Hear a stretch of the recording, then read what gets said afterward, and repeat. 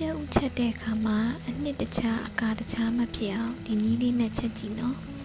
အခွန်ခွာတဲ့အခါလွယ်ကူအောင်လို့စားရယ်ဗနီဂါရယ်ထည့်ပြီးတော့ပြုတ်ပေးလိုက်တယ်ကျဲဥလေးပြုတ်ထားတော့မှတော့ကြက်သွန်ဖြူနေစီတက်ပြီးတော့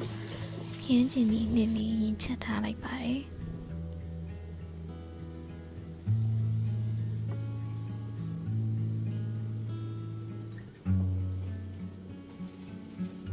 ကျက်သွန်တွေ6လာပြီဆိုလို့ရှိရင်အရောင်နေမုံနဲ့ထည့်ပြီးလိုက်တယ်ခင်းကျင်ဒီကိုတော့ဒီတန်ပူလေးကိုအသုံးပြုထားပါတယ်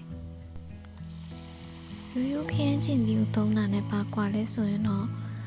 အရသာတော့ဘာမှမကွာဘူးအချိန်ကုန်သက်သာပြီးတော့အနှစ်များများနဲ့စားလို့ရပါဘောနော်ပြီးရင်တော့အရသာအတွက်ပဲငံများကြီးစားနဲ့ချက်သားမုံတို့ထည့်ပြီးလိုက်တယ်ချင်းချင်းဆက်ဆက်လေးစားခြင်းလို့မကြီးမဲ့နှစ်နဲ့မယုတ်တီထောင်လေးထည့်ပြီးလိုက်တယ်ပြီးရင်တော့မီးအေးနဲ့အနှစ်ကြောင်တဲထားပြီးလိုက်တယ်ပြီးရင်တော့ကျုပ်တွေကိုခွန်ခွာပြီးတော့ချမ်းပြီးထားလိုက်ပါမယ်ပြီးရင်တော့အခုလိုပကံများတစ်ချက်ထဲမှာပြောင်းကုန်မုံလေးတွေကိုဖြူထည့်ပြီးလိုက်ပါတယ်ကျုပ်တစ်ချမ်းချင်းစီကိုပြောင်းကုန်မုံလေးလိုက်ကပ်ပြီးလိုက်တယ်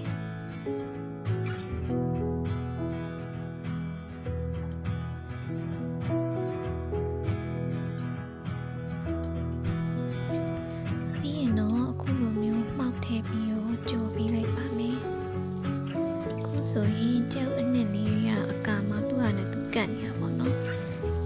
ဒီအိုးထဲမှာပွေလိုက်လို့ရှိရင်လည်းကွဲထွက်မသွားတော့ပါဘူး။ခရမ်းကျင်ဒီဟင်းနဲ့လည်းအစင်းသေးဖြစ်ပြီးမို့လို့ခုနကကျုပ်လေးနဲ့ရောလိုက်ပါမယ်။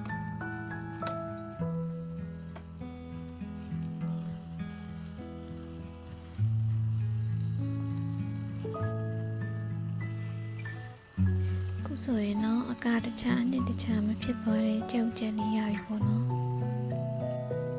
အဆုံးထိကြည့်ရှုပေးရတဲ့အတွက်ကျေးဇူးများတင်ပါတယ်နောက်ဗီဒီယိုတွေမှာပြန်လည်ဆုံတွေ့ပါမယ်နော်